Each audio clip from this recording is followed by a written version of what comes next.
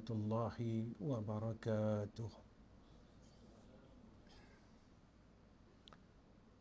Alhamdulillahi rabbil alamin. Wal 'aqibatu lil muttaqin. Wal hadi ila siratim mustaqim. Asyhadu an la ilaha illallah wahdahu la syarika lah. Wa asyhadu anna Muhammadan abduhu wa rasuluh. Allahumma salli ala sayyidina Muhammad wa ala alihi wa sahbihi wa sallim. Amma ba'd. Allahumma lakal hamdu wa ilaikal mustaka wa antal musta'an. Wa la hawla wa la quwwata illa billahil aliyyil azim. Alhamdulillah, yang saya kasihi Tuan Pengerusi Majlis Merangkap Setiausaha Masjid, yang saya hormati sekalian asatizah dan juga pengerusi masjid ini, Masjid Kubang Durian, dan yang saya sayangi sekalian hadirin wal hadirat yang ada pada malam ini. Saya bersyukur kepada Allah Subhanahu wa taala kerana Allah memberikan saya ruang pada malam ini untuk bersama-sama dengan tuan-tuan. Mudah-mudahan saya mendapat keberkatan daripada tuan-tuan dan juga ahli qaryah di sini. Dengan kehadiran saya pada malam ini, saya beroleh keredaan daripada Allah dan keberkatan yang ada di qaryah ini, dan dapatlah saya ambil daripada tuan-tuan yang penuh dengan keberkatan yang dikurniakan oleh Allah Subhanahu wa taala. Tuan-tuan yang saya kasih sekalian, terlebih dahulu saya mohon keizinan daripada sekalian asatizah yang ada pada malam ini untuk kita sama-sama sebenarnya bermuhasabah. Saya bukan ingin mengajar tuan-tuan, kerana tidak mungkin seseorang yang buta ingin memimpin seorang yang celik yang boleh berjalan. Mustahil seseorang yang buta penglihatannya ingin memimpin orang yang celik pandangannya. Tetapi kedatangan saya sekadar kita menghubungkan silaturahmi, dan kedatangan saya mudah-mudahan saya dapat berjumpa dengan keluarga saya sebagai keluarga yang dibina oleh Sayyidina Rasulina Muhammad sallallahu alaihi wasallam. Walaupun kita bukan dalam darah yang sama, daripada bin yang sama, tetapi kita disatukan oleh Allah dan Sayyidina Rasulina Muhammad sallallahu alaihi wasallam dengan dua kalimah syahadah. Mudah-mudahan pertemuan kita ini menjadi asbab besok di yaumul akhirah kita boleh membantu di antara satu sama lain, seperti mana yang disebutkan oleh Sayyidina Rasulina Muhammad sallallahu alaihi wasallam, adanya syafaah di antara saudara Islam yang lain ketika seorang saudaranya dalam kesusahan di yaumul akhirah dimasukkan oleh Allah ke dalam nerakanya. Pada ketika itu kita akan meminta dan berdoa kepada Allah Subhanahu wa taala agar saudara kita itu dikeluarkan oleh Allah daripada neraka dengan doanya saudara Islamnya yang lain. Mudah-mudahan tuan-tuan, ikatan ini akan menjadi asbab kita termasuk di dalam hadis yang disebut oleh Rasulullah sallallahu alaihi wasallam. Kerana apa yang saya katakan sedemikian, kita memerlukan perkara ini. kita bukanlah orang yang hebat, tetapi kita merasakan kita hanya orang yang hebat. Kita cuma merasakan kita hebat, tetapi kita sebenarnya bukan orang yang hebat pada sisi Allah Subhanahu wa taala. Kalau kita lihat diri kita dan umur kita yang sampai pada tahun ini, sedar atau tidak sedar, kita telah hampir kepada 100 tahun yang disebut oleh Rasulullah sallallahu alaihi wasallam daripada zaman Khilafah Uthmaniyah.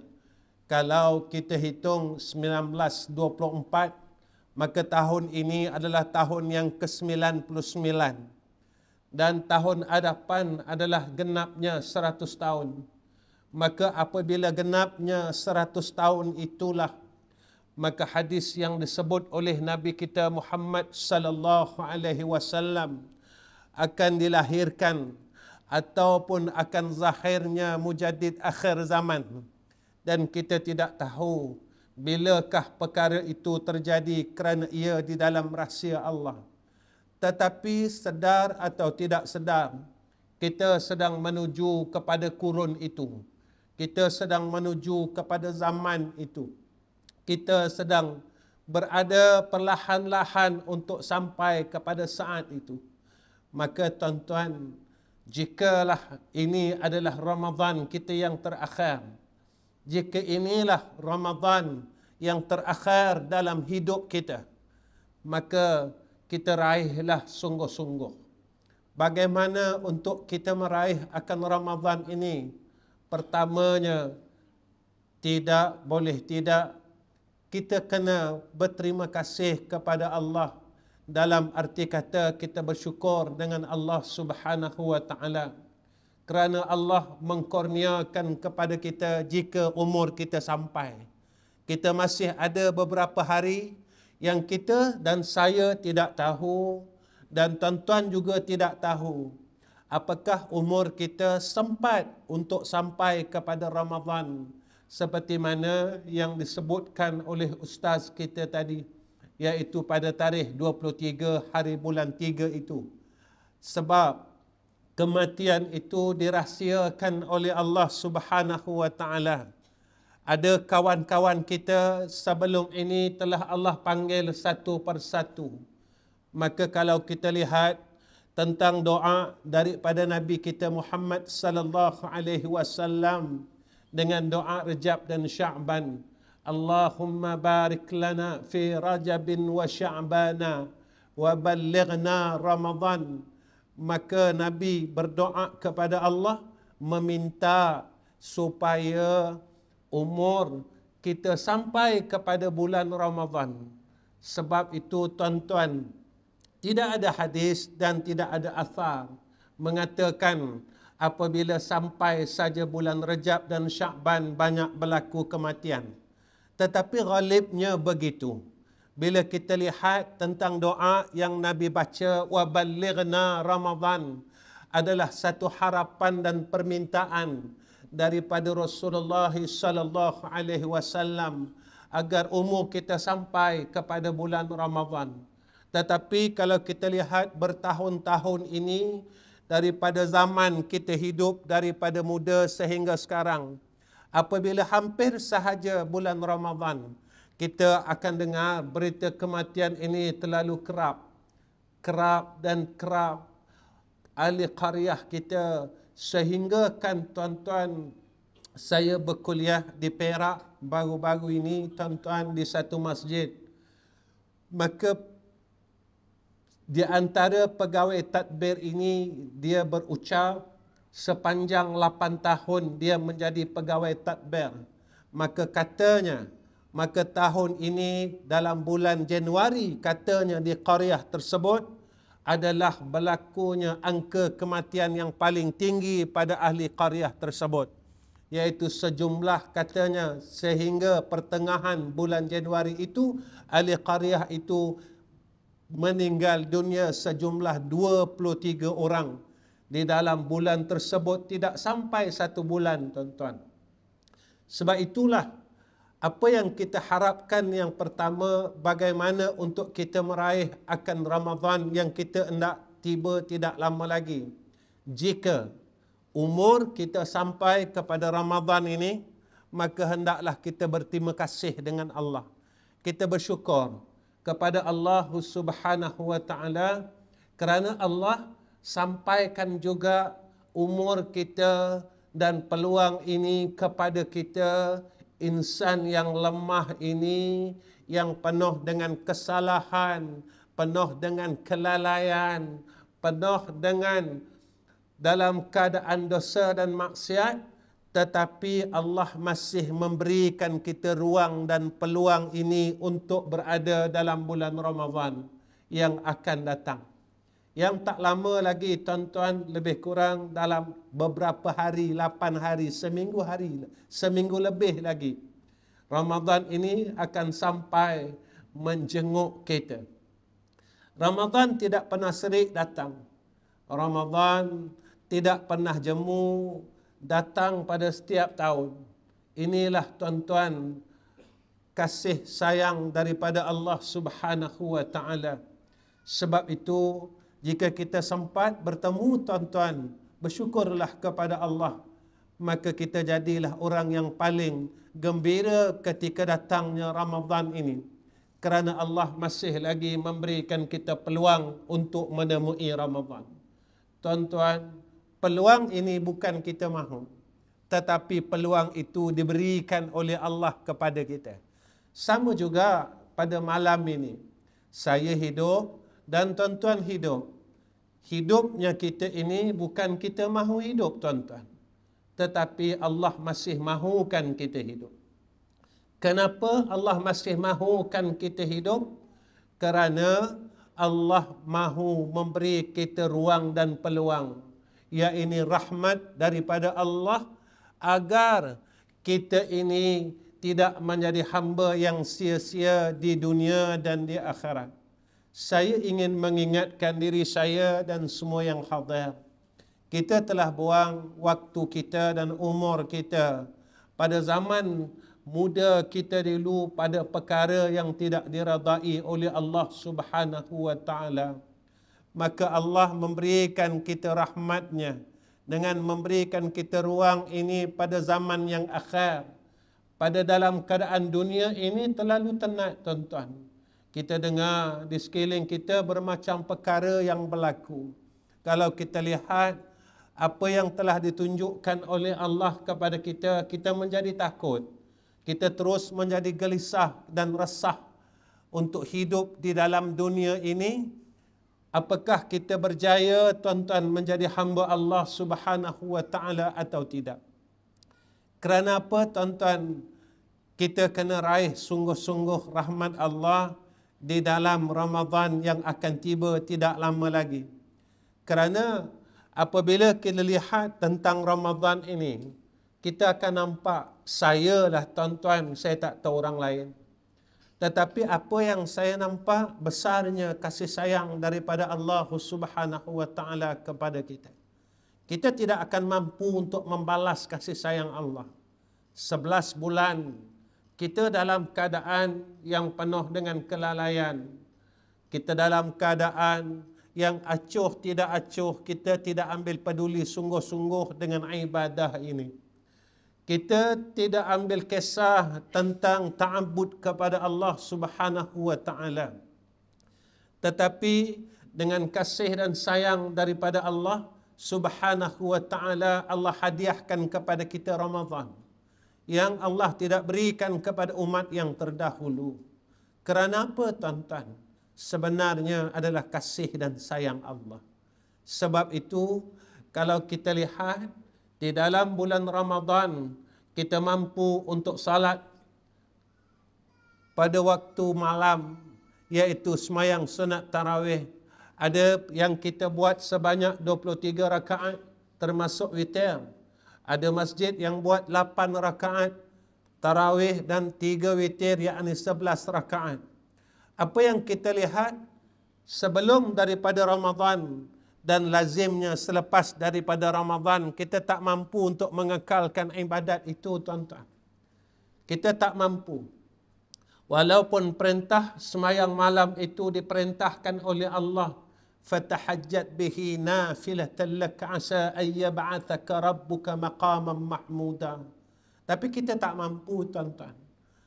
Allah berikan kita ruang dan kasih inilah yang sehingga kan sampai saja Ramadan banyak peluang Allah berikan kepada kita. Di antara waktu 2/3 malam, waktu yang dijanjikan oleh Allah, waktu itu siapa-siapa yang beristighfar, minta ampun kepada Allah, Allah akan ampunkan. Siapa-siapa yang meminta berdoa kepada Allah, maka Allah akan kabulkan doanya. Tuan-tuan, tetapi waktu itu yang Allah berikan kepada kita, yang kita sebut sebagai waktu kita sahur. Sebab itu Allah perintahkan kepada kita tentang waktu ishar ini yang disebut dalam Al-Quran. Tuan-tuan, jika ruang itu Allah berikan kepada kita, tetapi kita tidak mampu menggunakan ruang itu untuk Allah, maka kita dalam keadaan orang yang rugi. Jika pada waktu hampirnya ataupun kita masyhur katakan pada waktu sahur, kita hanya gunakan untuk waktu makan sahaja, tetapi kita tidak gunakan untuk berdoa, kita tidak gunakan untuk meraih rahmat Allah, kerana pada waktu itu adalah waktu mustajabah doa. Tuan-tuan, kalaulah peluang itu kita tidak dapat gunakan sebaik-baiknya, Allah berikan kita sebulan, tuan-tuan. Dan saya bangun waktu sahur, dan tuan-tuan juga bangun waktu sahur. Tetapi kesilapan yang kita buat pada umur-umur kita yang terdahulu, kita hanya bangun untuk makan, tetapi kita lupa untuk bangun menangis kepada Allah Subhanahu wa taala, memohon keampunan kepada Allah tentang kesilapan kita yang silam, yakni kesilapan 11 bulan kita kepada Allah. Apa salahnya, tuan-tuan, sebelum kita menikmati makanan pada waktu sahur, kita bangun tadahkan kedua tangan kita kepada Allah. Ya Allah, maka peluang ini Engkau kurniakan kepada aku 11 bulan yang telah lalu, maka aku tidak boleh untuk bangun pada waktu sahur, ya Arhamar Rahimin. Ya Allah, aku tidak mampu untuk bangun pada waktu ini bermunajat kepada Engkau, ya Arhamar Rahimin. Walaupun dalam bulan ini kekuatan yang Kau berikan kepada aku dan aku kuat ini, walaupun hanya untuk aku menikmati akan makanan disebabkan puasa Ramadan, tetapi mudah-mudahan menjadi asbab kepada kita dengan bangunnya waktu sahur itu, kita boleh dapat rahmat Allah yang lebih luas.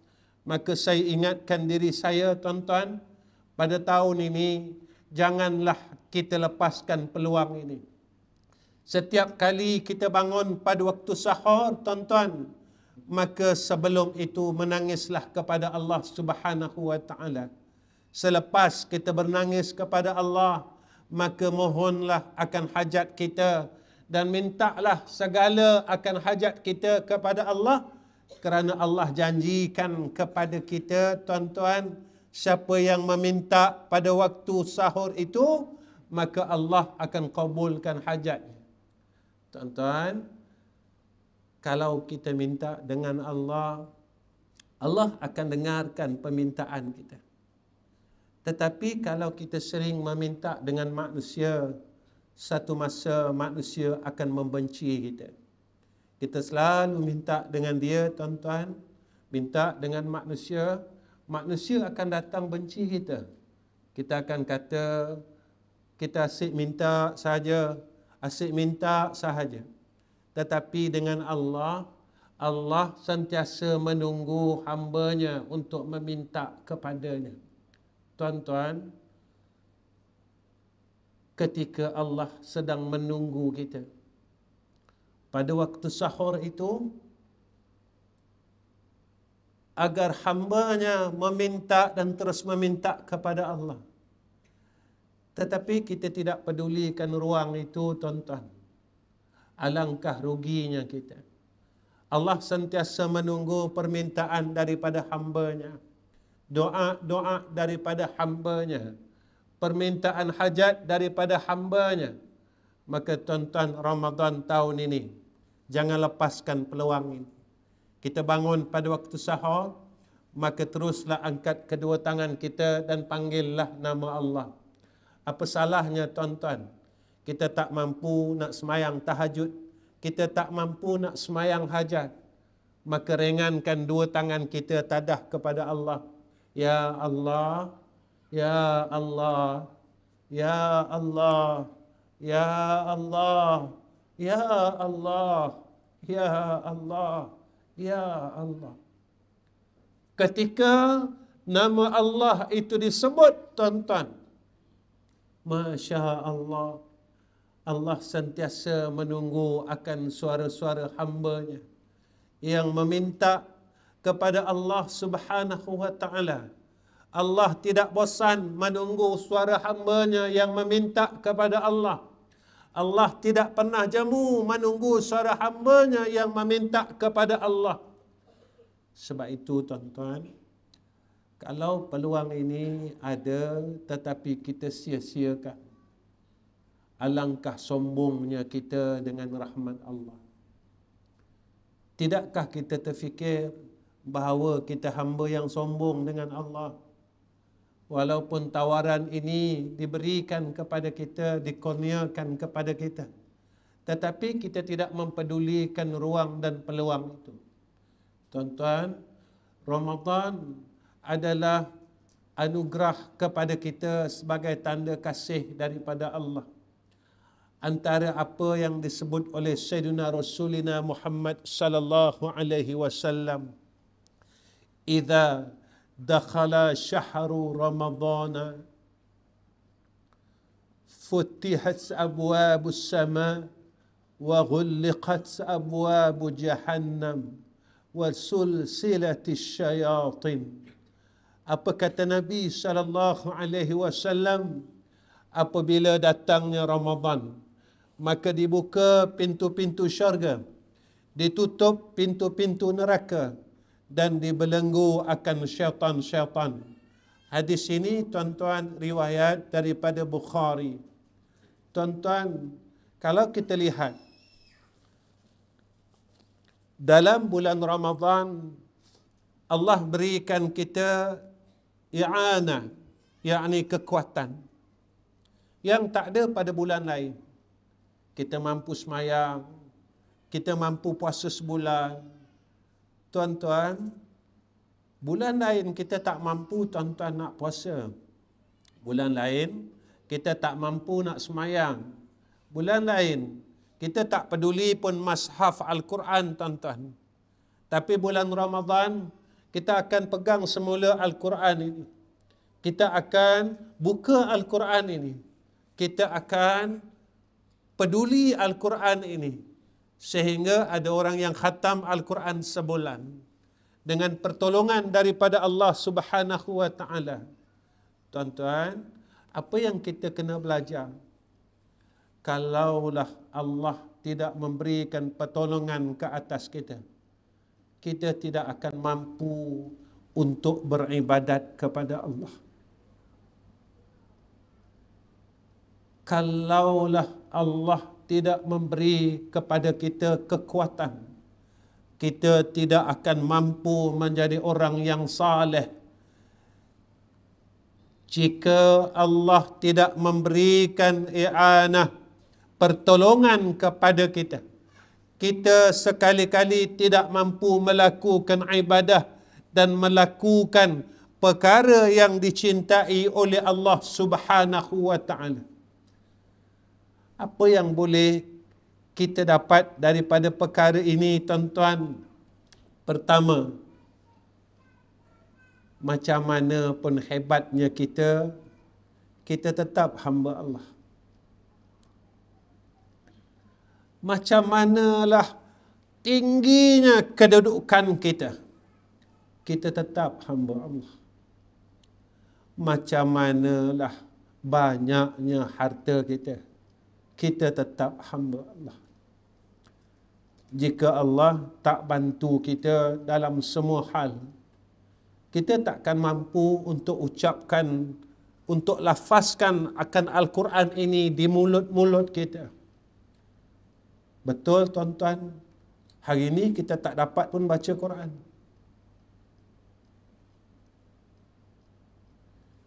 Kita tak boleh tipu Allah. Kita boleh tipu semua manusia dalam bumi ini. Tetapi kita tidak akan mampu untuk menipu Allah Subhanahu wa ta'ala. Tuan-tuan, hari ini kita tak mampu pun untuk berzikir kepada Allah Subhanahu wa ta'ala. Mulut yang Allah berikan kepada kita, kita hanya mampu bersembang hal keduniaan, hal perkara yang sama daripada hal semalam, minggu lepas, bulan lepas, tahun lepas, perkara yang sama yang kita bincangkan. Tetapi kita tak mampu pun tuan-tuan. Tapi dalam bulan Ramadan, maka kita boleh baca Allahumma innaka afun karim, tuhibbul afwa fa'fu anna. Allahumma innaka afun karim, tuhibbul afwa fa'fu anni. Kita berlumba-lumba tuan-tuan. Kita berlumba-lumba kumpulkan ibadah. Kita berlumba-lumba melakukan salat.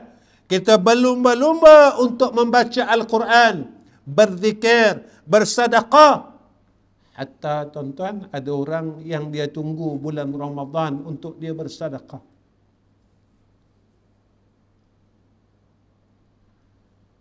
Sebab itu tuan-tuan, kita ni, kalau kita rasa ilmu kita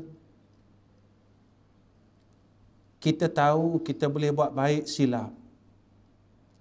Kalau kita kata kita tahu kita boleh tinggalkan kejahatan, silap. Walaupun kita tahu, tetapi kita tidak mendapat pertolongan daripada Allah, pada ketika itu tuan-tuan, kita tidak akan mampu mengangkat dua tangan kita untuk melakukan takbiratul ihram. Sebab itu tuan-tuan, antara perkara yang Allah kurniakan kepada kita, seperti mana yang disebutkan oleh Sayyidina Rasulina Muhammad sallallahu alaihi wasallam dalam bulan Ramadan tuan-tuan, kadang orang tanya, kenapa kita mampu nak buat baik?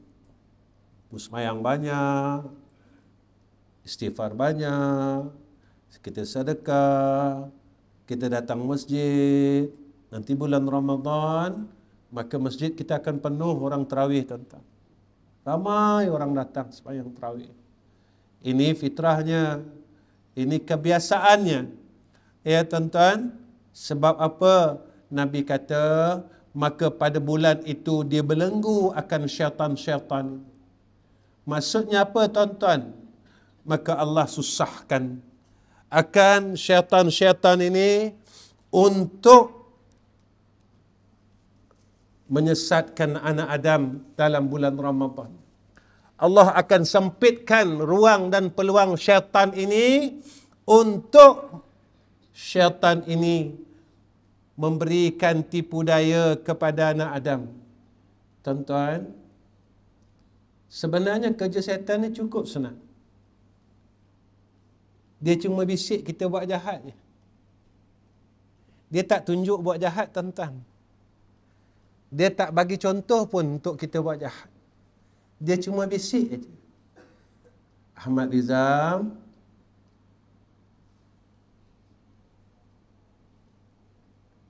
bukalah aib orang.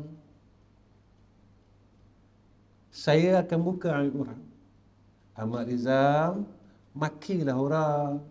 Saya akan maki orang. Ahmad Rizam, kamu ada masa lagi. Janganlah baca Quran. Saya pun tak baca Quran hari itu tuan-tuan. Kerja dia senang aja tuan-tuan. Lalu kita ikut syaitan ini. Cuma ia bisik saja pada qalbun kita yang lalai, pada hati kita yang lalai, kita tewas dan terus tewas. Tuan-tuan, kenapa kita tewas? Sebab nafsu kita adalah nafsu yang bersahabat dengan syaitan itu sendiri. Inna nafsal ammaratu bisu. Sesungguhnya nafsu amarah itu nafsu yang jahat. Tuan-tuan, zaman ini bukan seperti mana 40 tahun dulu. Bukan seperti mana 30 tahun dulu, tuan-tuan. Zaman ni, zaman kalau kita lihat majlis ilmunya terlalu banyak. Saya bercakap ini, tuan-tuan, sebab saya mula mengajar pada umur saya 20 tahun. Sekarang saya dah umur 54, tuan-tuan. Antara guru yang paling muda pada tahun 1989 dulu, daripada 89. Saya, tuan-tuan. Ustaz yang paling muda sekali di Selangor yang mengajar di masjid-masjid saya, tuan-tuan. Muda sangat, 19 tahun, tuan-tuan, masa tu.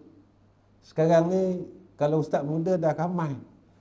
Tahun 89 dulu, sampaikan ada seorang guru, tuan-tuan, masih kalau kenal lah, tuan-tuan, almarhum Pak Yazid Kuala Lumpur. Dia bagi tahu dengan PA dia, dia kata anak dia, boleh tak saya nak jumpa saya, tuan-tuan. Dia kata dekat Kuala Lumpur ni tak ada lagi orang muda yang mengajar di masjid-masjid. Adik saya, tuan-tuan, datang jumpa dia. Saya kata, Ustaz, kenapa Ustaz nak jumpa saya? Dia kata apa? Saya zaman muda dulu, saya tak dapat macam kamu. Dia kata.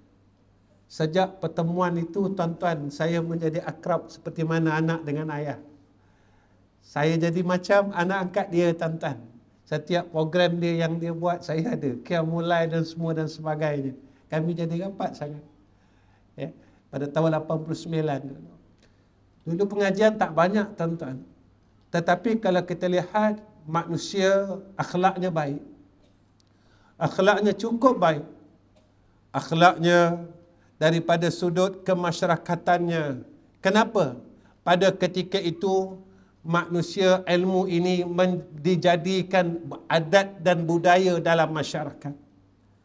Berbeza sekarang, tuan-tuan, ilmu sekadar ilmu. Ilmu itu tidak dijadikan budaya dan adat dalam masyarakat. Sebab itu ketika ilmu ini hanya menjadi ilmu, tidak diamalkan ilmu tersebut, maka ketika itulah yang Nabi sebut apabila sampai saja zaman hampir saja kiamat, maka ketika itulah barakah ilmu ni akan diangkat sedikit demi sedikit. Cara mana ilmu ni akan diangkat, tuan-tuan? Dengan dimatikan akan ulama-ulama yang disebut oleh Allah dalam Al-Quran, iaitu ulama pada sisi Allah Subhanahu wa ta'ala, iaitu apa yang Allah nyatakan, innama yakhshallahu min ibadihil ulama. Ulama yang bertakwa kepada Allah, ulama yang boleh pimpin diri kita dan jiwa kita untuk kembali kepada Allah Subhanahu wa ta'ala. Tuan-tuan, guru kita dulu, kalau kita belajar, mereka akan didik kita menjadi anak murid yang baik, menjadi anak yang baik kepada mak ayah, menjadi anak yang baik, masyarakat yang baik. Bila kita balik kampung, tuan-tuan, maka orang akan tengok akhlak kita, kerana ilmu yang ada dalam roh kita, hati kita, akal kita, maka terzahir pada anggota kita yang 7. Maka tangan kita terkeluar ilmu, kaki kita keluarnya nur ilmu, maka mulut kita keluarnya nur ilmu, mata kita keluarnya nur ilmu, maka telinga kita keluarnya nur ilmu. Maka inilah hasil daripada masyaikh kita yang terdahulu. Sebab itu, tuan-tuan, jika kita ini tidak dapat pertolongan daripada Allah, apabila, tuan-tuan, nafsu kita ini masih lagi nafsu amarah, maka kita akan menjadi alat kepada syaitan. Sebab itu, tuan-tuan, apa kata Ibn Qayyim? Ibn Qayyim rahimahullahu ta'ala, dia sebutkan kepada kita, tuan-tuan, antara pintu ataupun lorong-lorong syaitan yang perlu kita tutup dalam diri kita, yang Allah anugerahkan kepada kita dalam bulan Ramadan, tetapi bulan lain Allah tak Allah tak kurniakan kepada kita. Pertama, kata Ibn Qayyim, iaitu pandangan mata kita. Sebab itu, tuan-tuan, mata dan pandangan mata ini, kata ulama, maka ialah adalah pintu syaitan jika kita tidak memeliharanya daripada pandangan-pandangan yang tidak diredai oleh Allah. Dalam bulan Ramadan, tuan-tuan, kita boleh tengok Quran sebab mata kita banyak terpelihara.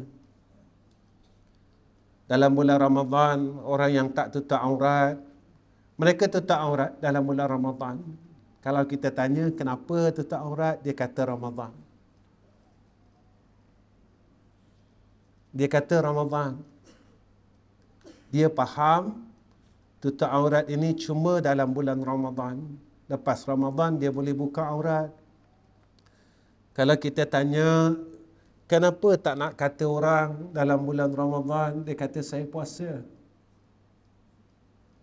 Lepas bulan Ramadan kita boleh kata orang balik. Kalau kita tanya kenapa berhenti gaduh dengan adik-beradik, dengan abang, dia jawab apa, puasa. Nanti raya kita gaduh balik. Tuan-tuan, kita nak tipu siapa ni agak-agak? Kita nak mainkan siapa ni agak-agak? Kita nak perdayakan siapa ni agak-agak? Tuan-tuan, sebab itu kata Ibn Qayyim, antara lorong dan pintu-pintu syaitan itu pandangan mata.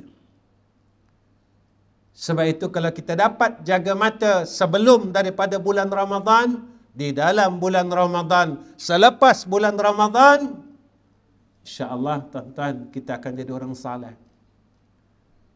Tuan-tuan perasan tak dekat van jenazah? Moga-moga roh ini bersama-sama dengan orang saleh. Tuan-tuan, kenapa kita minta nak duduk dengan orang saleh?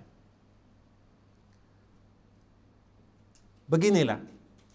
Kalau lepas mati nak dapat sama dengan orang saleh, masa hidup ni jadi orang saleh. Tapi kalau masa hidup kita tak boleh jadi orang saleh, tuan-tuan, kita masih nak lawan Allah Subhanahu wa taala. Tuan-tuan, selalu orang cakap, saya tak lawan Allah, Ustaz. Saya tak lawan Allah, saya sembahyang, saya puasa Ramadan, saya zakat. Tuan-tuan, mengumpat ni bukan lawan Allah. Sebarkan fitnah ni bukan lawan Allah. Allah kata jangan.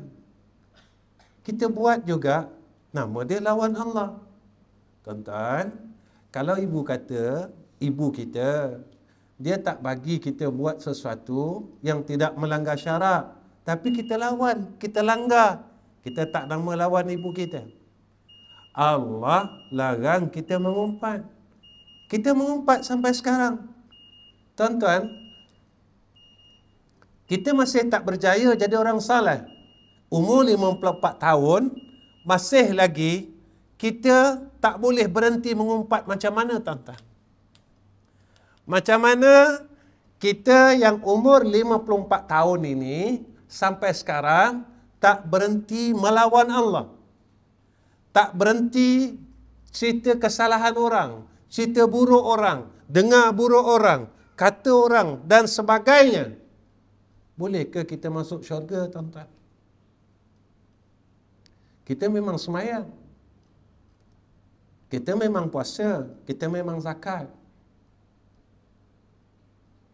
tapi kita tak berjaya meninggalkan kesalahan dan kemaksiatan selama ini. Sebab itu ulama sebut di dalam kitab Minhajut Talibin, apa katanya? Aku heran orang yang melaksanakan satu kewajipan dalam masa yang sama ia meninggalkan satu kewajipan. Dia sembahyang, puasa, tapi dia masih lagi tidak boleh meninggalkan akan perkara yang wajib ia tinggalkan dengan perintah daripada Allah Subhanahu wa taala. Tuan-tuan, sombong ni wajib tinggal. Mampu tak kita jadi orang yang tawaduk, rendah diri, tuan-tuan? Rendah diri dengan Allah. Tuan-tuan, rendah diri ni macam mana? Saya nak cerita dengan Allah. Allah ni sayang dekat kita. Kita minta hidup, minta panjang umur, Allah bagi. Kita minta rezeki, minta duit, Allah bagi. Kita minta sihat waktu kita sakit, Allah bagi. Apa yang kita tak minta dengan Tuhan? Semua kita minta, tuan-tuan. Semua minta. Tapi apa kita bagi dengan Allah? Bila kita dah sihat, kita mampu buat apa? Kita nak semayang sunat ba'diyah maghrib pun tak mampu, tuan-tuan. Bila kita sakit, kita minta sihat. Tuan-tuan, macam ni. Masa PKP dulu, tak ada seorang pun yang mampu masuk masjid.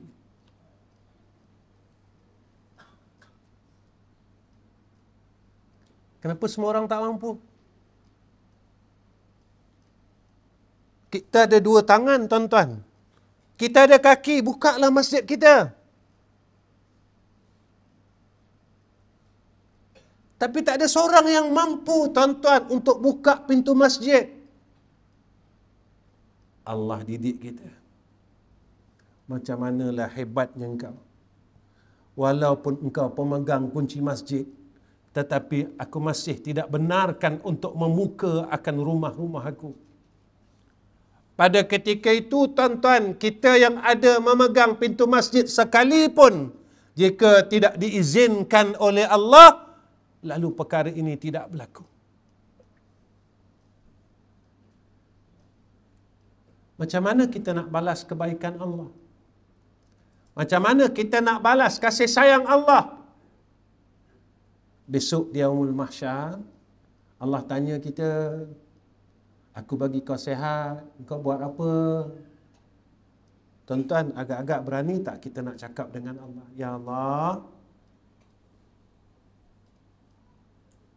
aku jalan-jalan, makan-makan, suka-suka dalam dunia ni.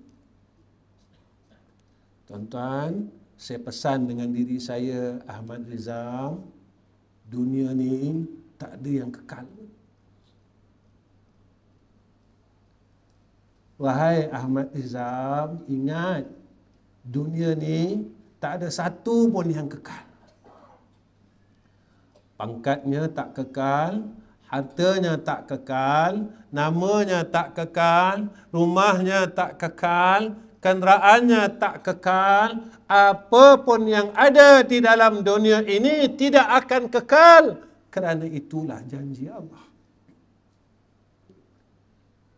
Besok kalau Allah tanya dengan kita, umur yang aku bagi 54 tahun ini, kau buat apa? Kita nak cakap apa? Saya makan, saya tidur, ya Allah. Saya jalan-jalan. Saya cari duit. Berapa banyak yang kau berikan masa untuk Allah? Saya selalu cakap dalam kuliah saya, tuan-tuan. Sampai sekarang kita tak mampu nak bangun malam, tuan-tuan. Nak semayang 2 rakaat tak mampu. Kita tepuk dada kita, aku ahli syurga.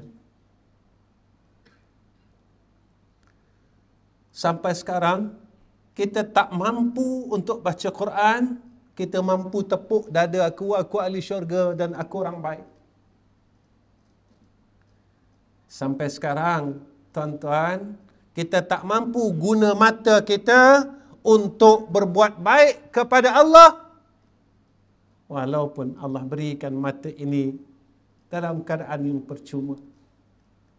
Nabi sebut kepada kita, tuan-tuan, kalau boleh jaga mata ini, kita orang hebat. Boleh jaga mata, tuan-tuan, kita orang hebat. Sebab itu, Nabi janjikan dengan amalan ibadat mata ini dalam satu hadis. Apa kata Nabi sallallahu alaihi wasallam?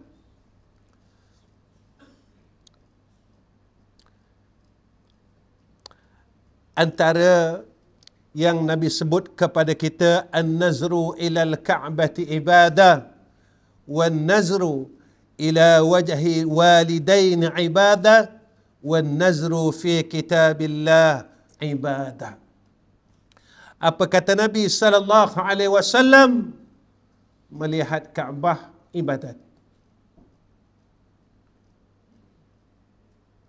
Ini amalan ibadat mata, tuan-tuan.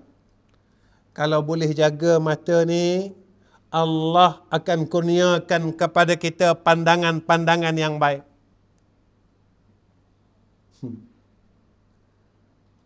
Kemudian Nabi kata apa? Nabi kata melihat kepada wajah kedua orang tua adalah ibadah. Saya nak tanya tuan-tuan, ketika kita pandang wajah mak ayah kita, apa perasaan kita?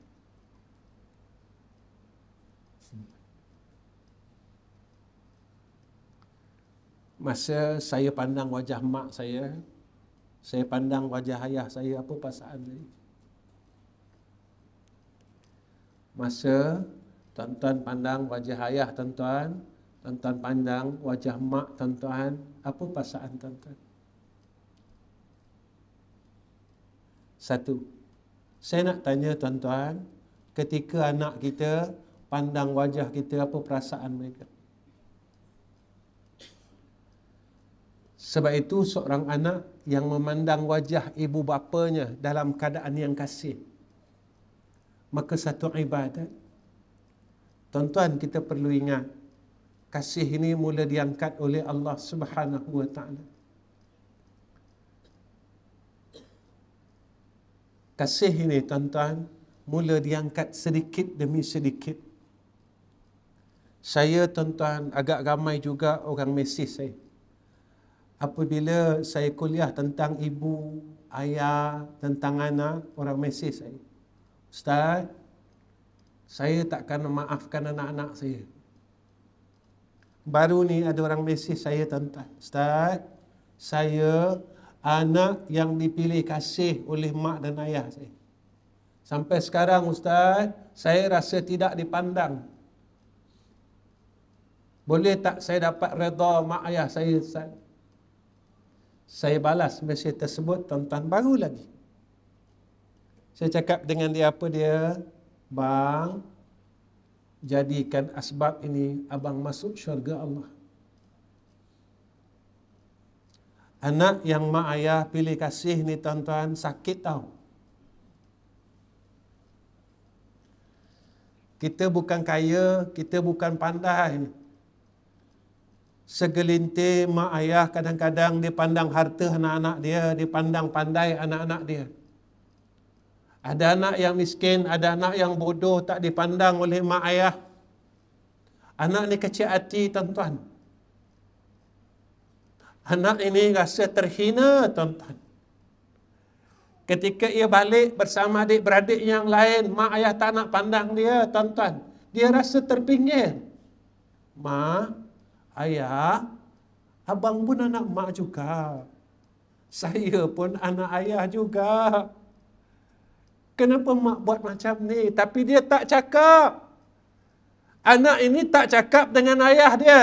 Dan dia lihat akan apa yang ayah dan ibunya buat kepada anak-anak yang lain. Hatinya menangis dan terus menangis, tuan-tuan.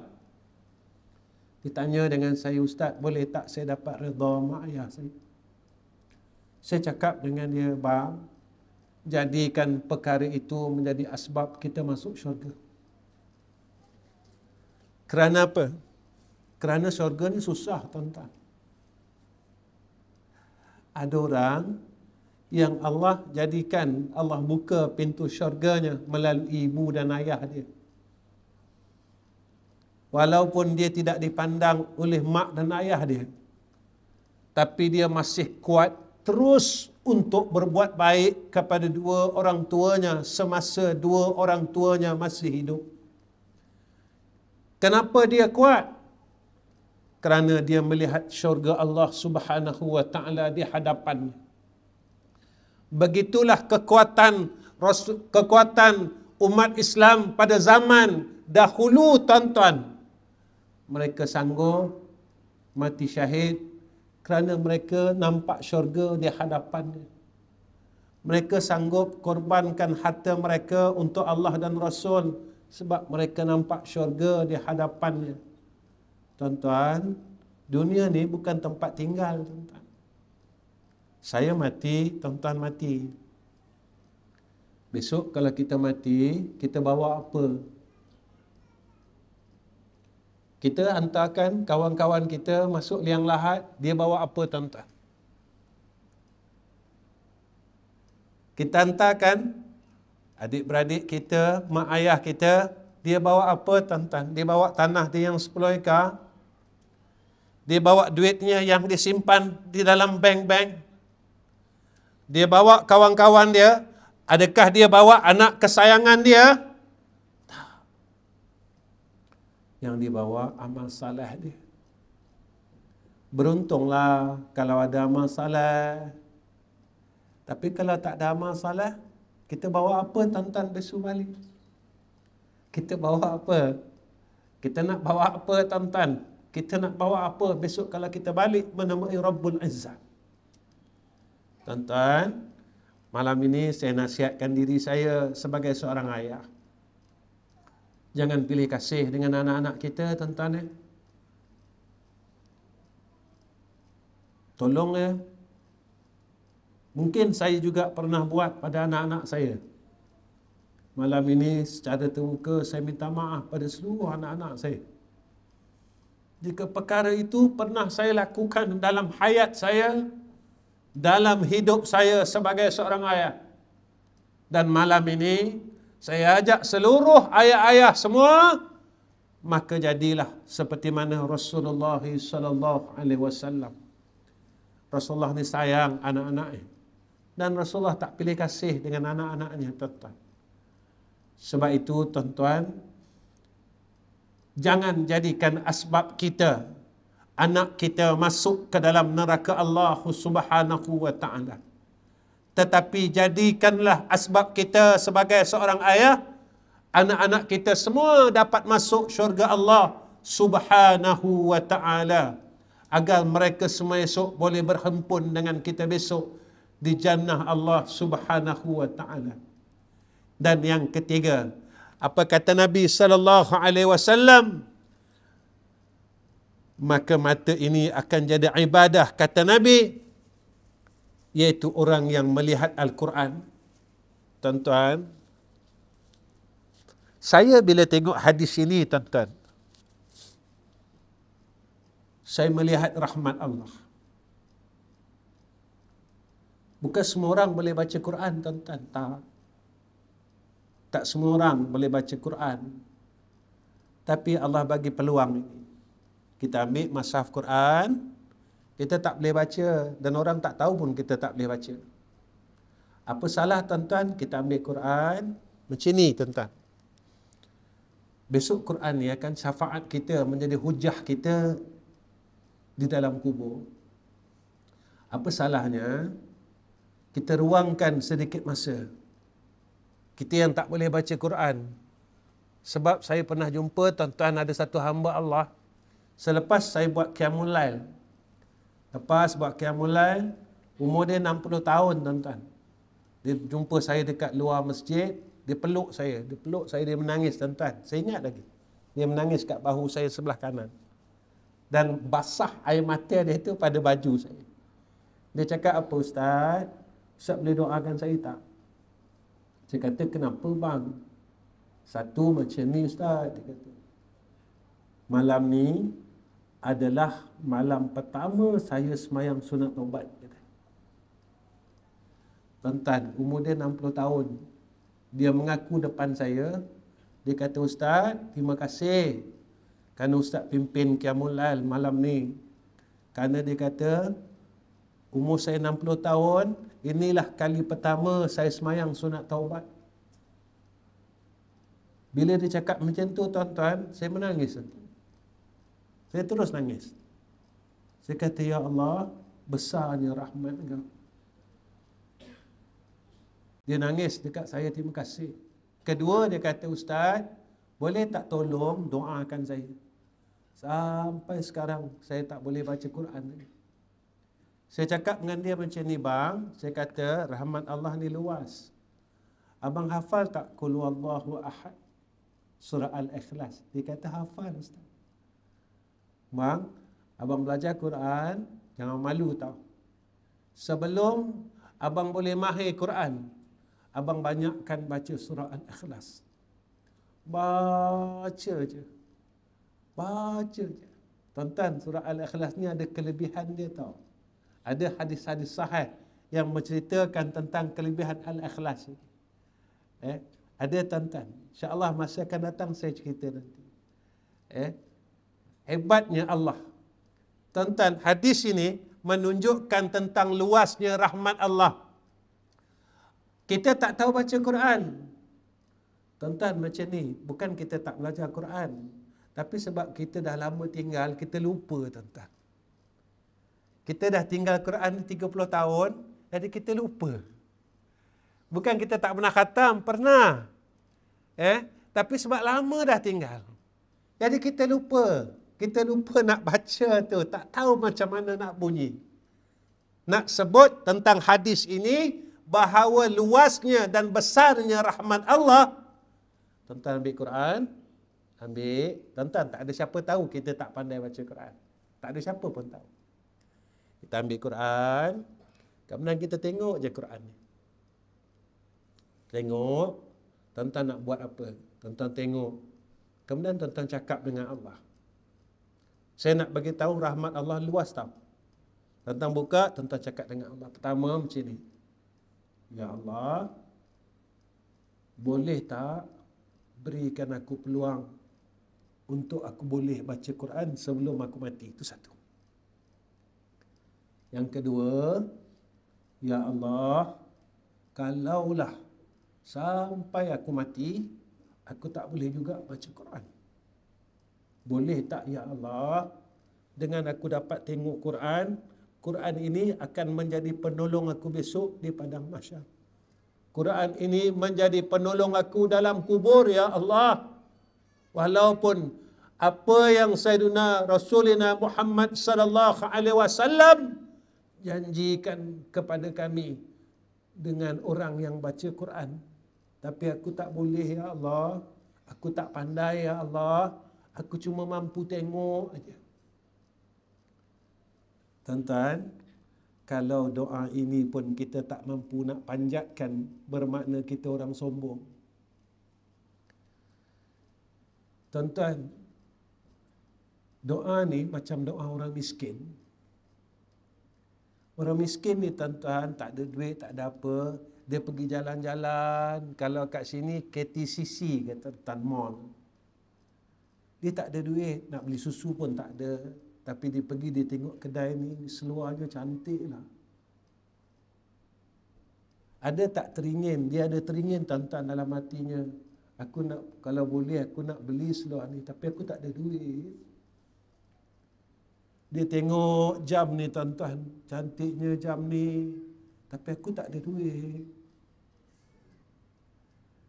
Tuan-tuan, boleh tak perasaan yang sama macam tu, kita yang tak mampu baca Quran, lalu kita buka Quran, kita cakap dengan Allah, ya Allah, aku tak boleh baca Quran, aku tak pandai baca Quran, boleh tak Quran ni besok jadi penyelamat aku dekat dalam kubur seperti mana orang yang pandai baca Quran. Saya nak bagi tahu ni tuan-tuan, jangan kita jadi orang sombong. Jangan kita jadi orang yang putus asa. Jangan kita jadi orang yang mengalah.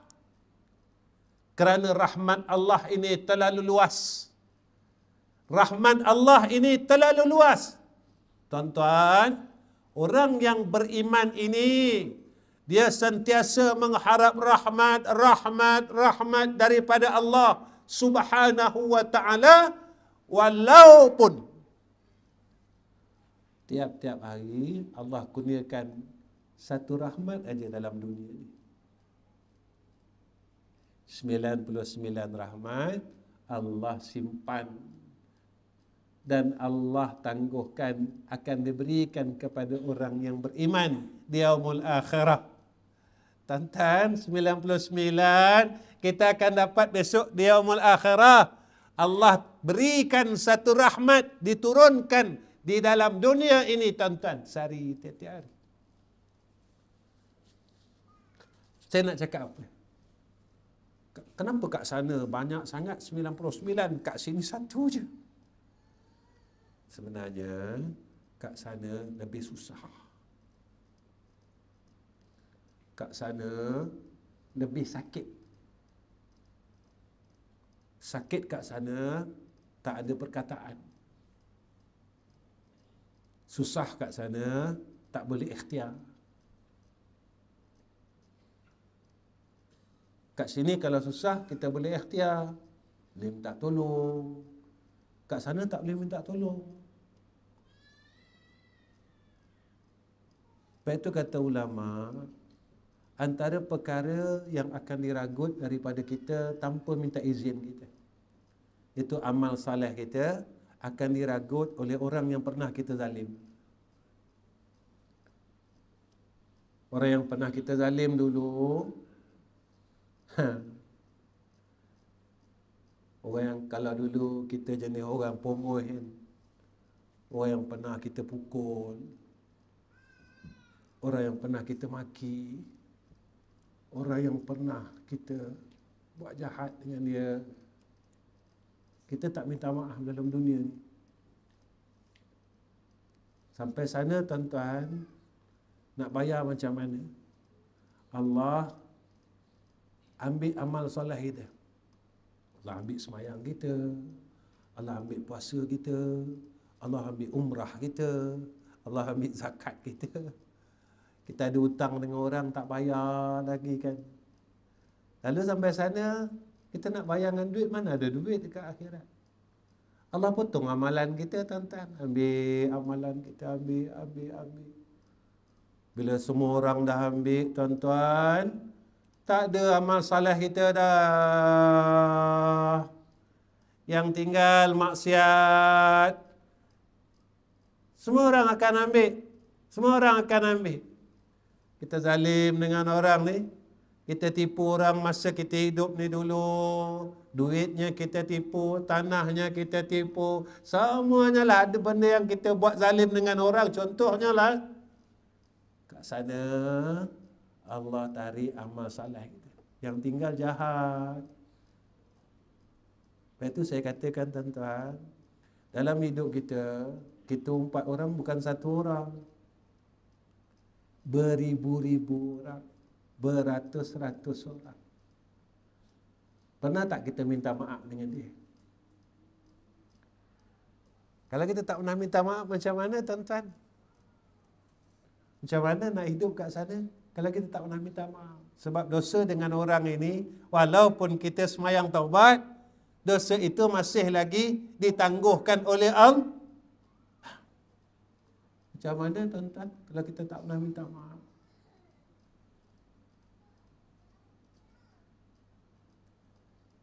Dan kita tak berani pun nak minta maaf. Macam mana tuan-tuan? Itu yang saya katakan. Allah didik kita ni tuan-tuan, supaya dengan Ramadan ini, raihlah rahmat daripada Allah Subhanahu wa ta'ala. Raih rahmat. Tutup pintu-pintu dan lorong-lorong syaitan ini yang disebutkan oleh ulama. Antaranya tuan-tuan, saya cepatkan, yang disebut oleh Ibn Qayyim, bisikan. Bisikan hati ni tuan-tuan. Sebab itu di luar Ramadan, syaitan bisikkan kepada kita, jangan buat ibadat. Tangguhlah dulu. Kita orang muda. Jangan buat ibadat. Besok kan ada lagi.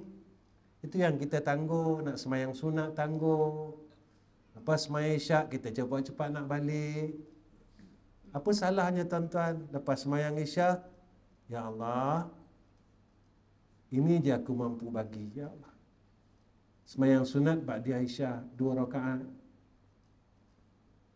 Ini je ya Allah. Aku nak bangun malam tak mampu sampai sekarang, ya Arhamar Rahimin. Aku nak bangun pukul 4 pagi, semayang tahajud. Sampai sekarang aku tak mampu bangun, ya Allah.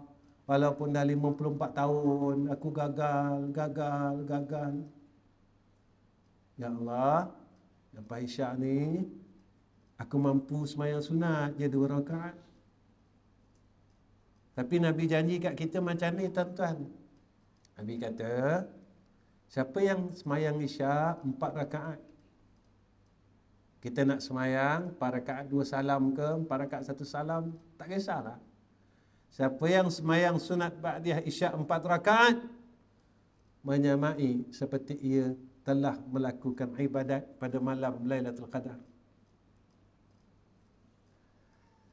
Malam ni boleh tak, tuan-tuan? Saya minta dengan semua orang, kita bagi masa dengan Allah. Ini peluang dan inilah rahmat. Apa salahnya, tuan-tuan?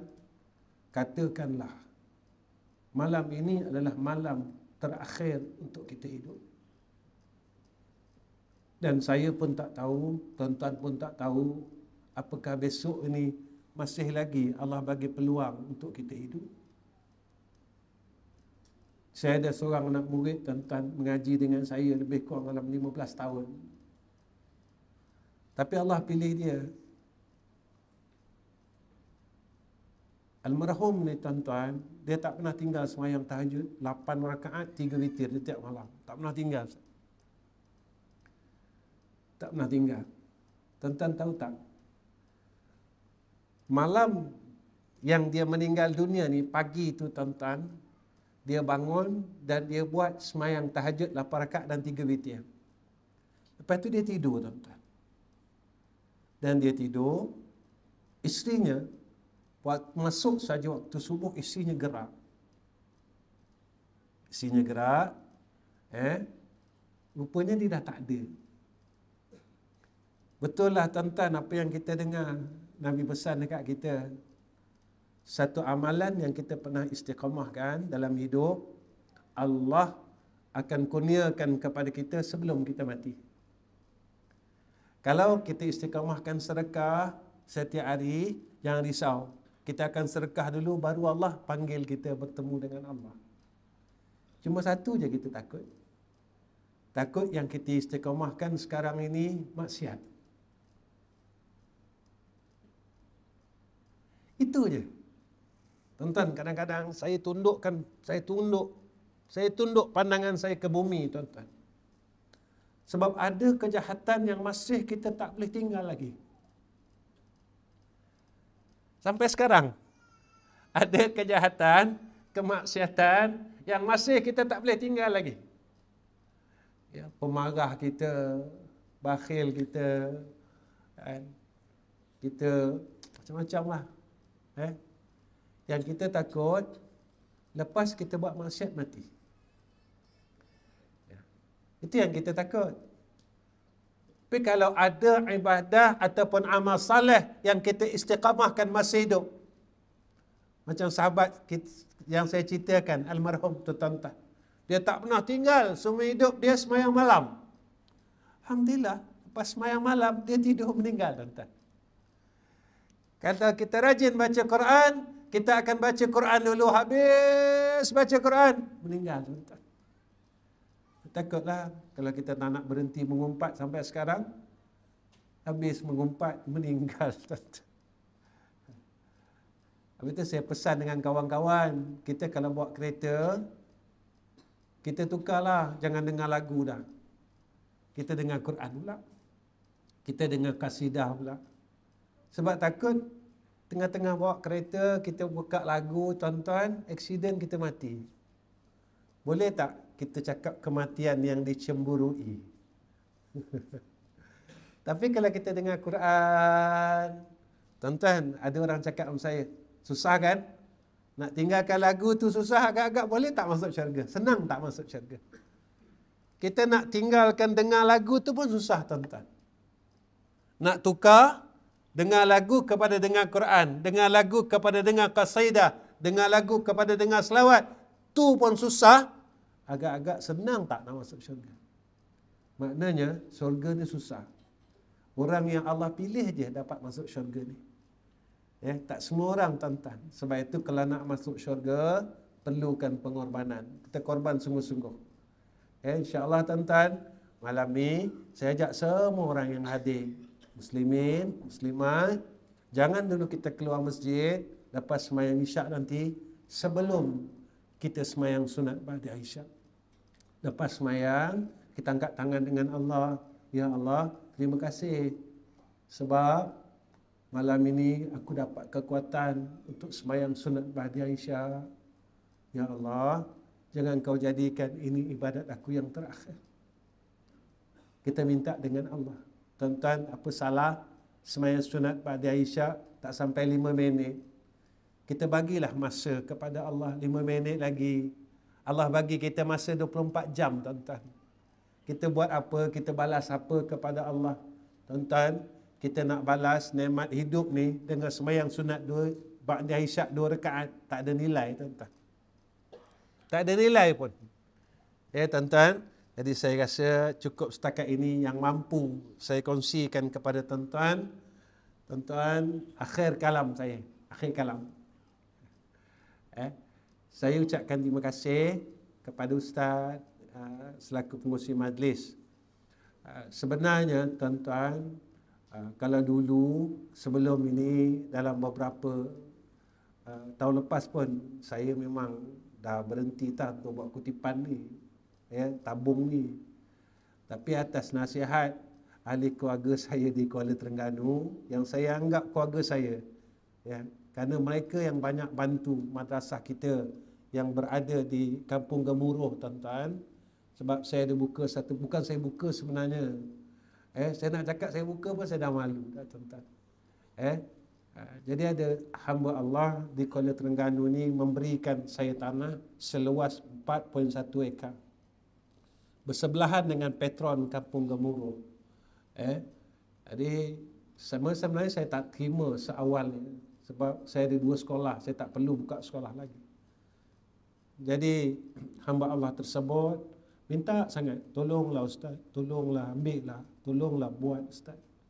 Dia kata saya bukan orang kaya, saya tak ada duit nak buat sekolah. Buat sekolah ni besar, susah. Tapi dia, hamba Allah ni minta sangat.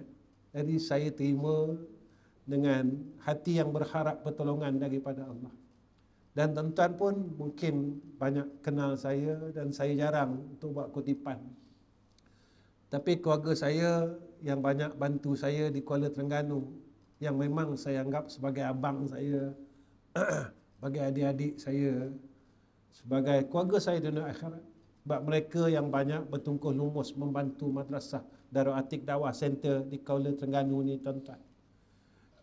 Kalau saya cerita dengan tuan-tuan, mungkin tuan-tuan tak percaya apa yang ada atas proses pembinaan Darul Atiq Pusat Dakwah Darul Atiq di Kampung Gemuruh.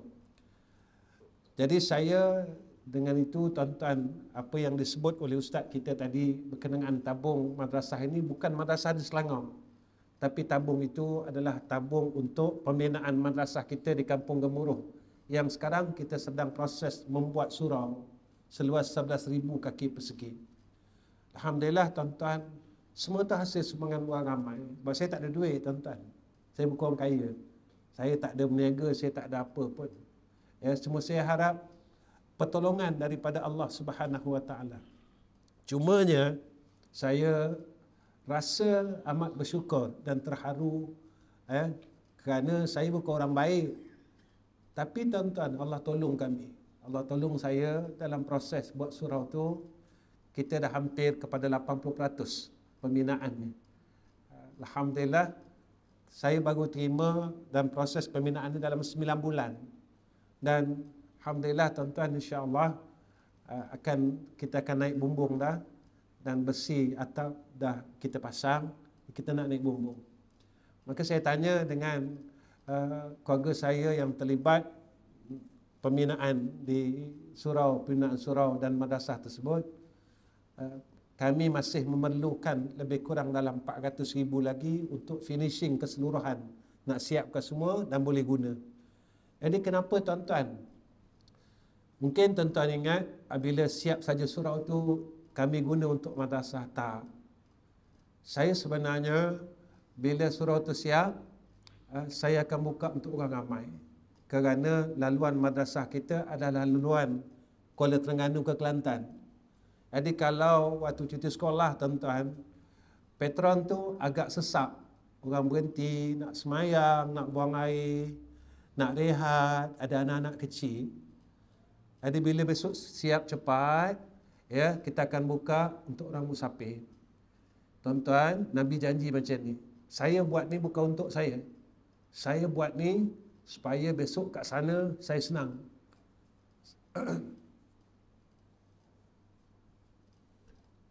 Saya selalu cakap dengan tuan-tuan, kita ni bukan lahir baik tuan-tuan. Kita bukan lahir baik.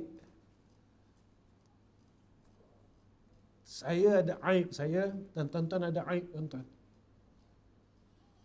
Cumanya, mudah-mudahan benda baik yang kita buat ni tak banyak pun. Benda baik yang kita buat ni sikit je. Mudah-mudahan jadi jariah saya, jadi jariah tuan-tuan. Sebab saya pegang satu hadis. Siapa yang permudahkan urusan saudara Islamnya yang lain, maka Allah akan permudahkan urusannya di dunia dan di akhirat. Jadi saya nak besok dekat akhirat saya senang. Orang datang boleh mandi kat surau tu, boleh rehat. Anak-anak kecil dia selesa, mereka boleh tidur sekejap, buang air. Jadi tuan-tuan, Allah jadikan madrasah kita betul tepi jalan. Maka jika tuan-tuan ingin bantu, maka saya mengalu-alukan bantuan tuan-tuan, dan insya-Allah kutipan pada malam ni saya akan terus serahkan kepada keluarga saya yang terlibat di dalam kontraktor yang terlibat. Ada hadir, kontraktor tu ada hadir kat sini tuan-tuan. Ya, ada hadir malam ni, iaitu yang berbahagia Tuan Haji Zaini. Ya, jadi ada hadir dan kutipan itu saya akan terus serahkan kepada beliau. Sebanyak mana kita dapat buat baik dengan Allah, kita buat. Ya tuan-tuan, jadi itu saja. Dan satu lagi, ini permintaan saya. Jadi saya berharap pihak masjid tak memberikan saya apa-apa sagu hati. Ya, jadi Ustaz sebagai pengurusi saya minta maaf Ustaz. Ya, jadi saya tak ambil sagu hati kuliah. Sebab apa tuan-tuan? Sebab tuan-tuan jadikan tolong doa saya. Mudah-mudahan inilah apa yang saya buat, yang Allah kurniakan kepada saya dapat datang masjid, saya dapat bercakap dengan orang ramai. Mudah-mudahan ini jadi amal saleh saya. Jadi amal saleh saya. Mudah-mudahan saya balik jumpa Allah dan Allah terima apa saya buat. Bukan masjid tuan-tuan je, semua masjid saya buat macam ni. Jadi mudah-mudahan. Kenapa Ustaz cakap macam ni? Macam inilah tuan-tuan. Sebenarnya saya pun tak tahu. Saya kalau orang tanyalah, penanya saya pun rasa nak balik dah tuan-tuan.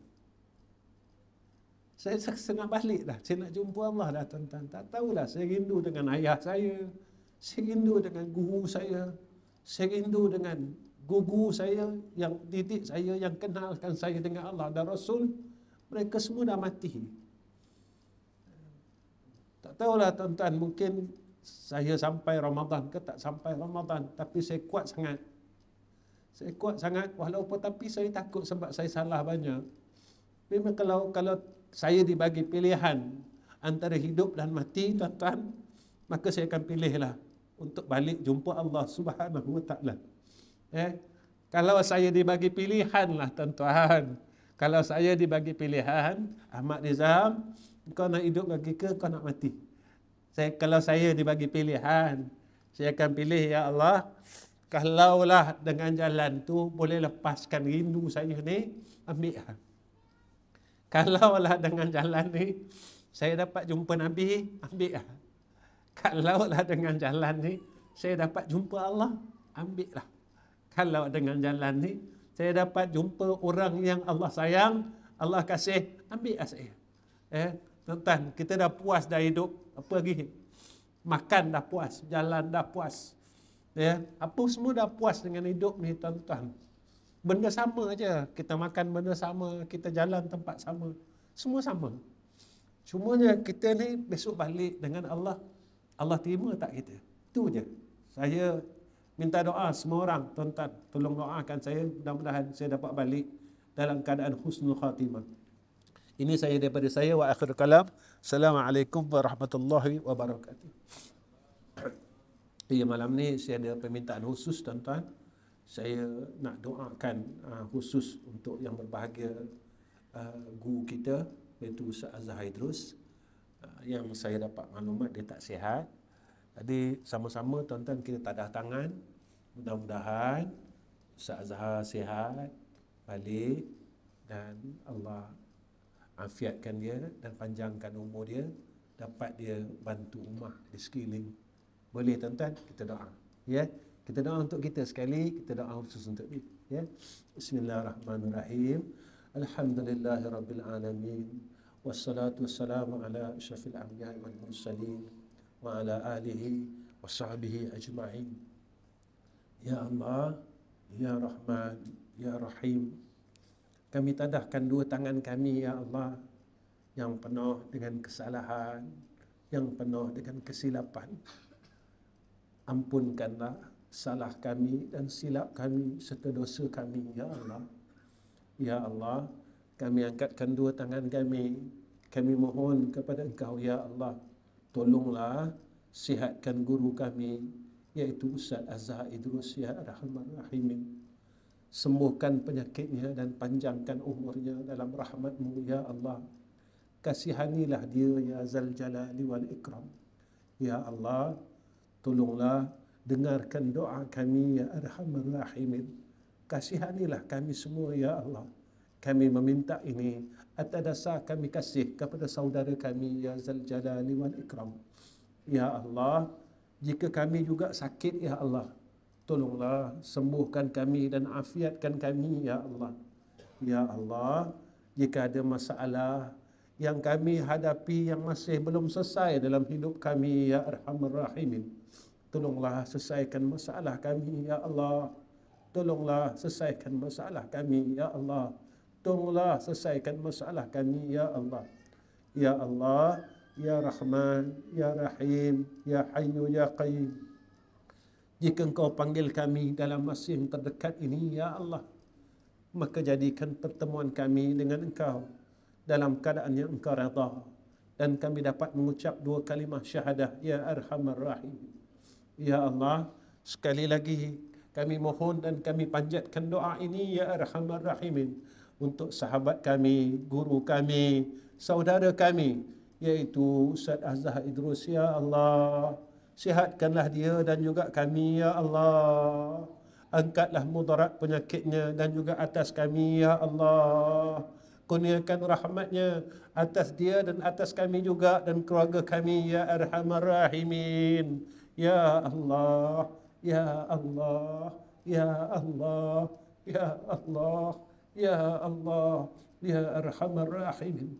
Wassallallahu ala Sayyidina Muhammad wa ala alihi wa sahbihi wa baraka wa sallama. Walhamdulillahi Rabbil Alamin. Takabbalallahu minna wa minkum.